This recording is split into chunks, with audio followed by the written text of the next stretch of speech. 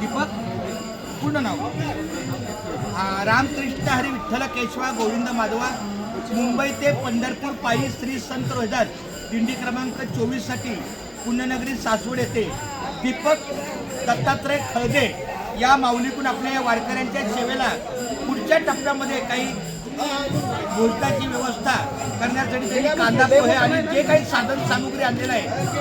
तुका म्हणे संत ओळखावे कैसे आपण होई तैसे तेव्हा कळे.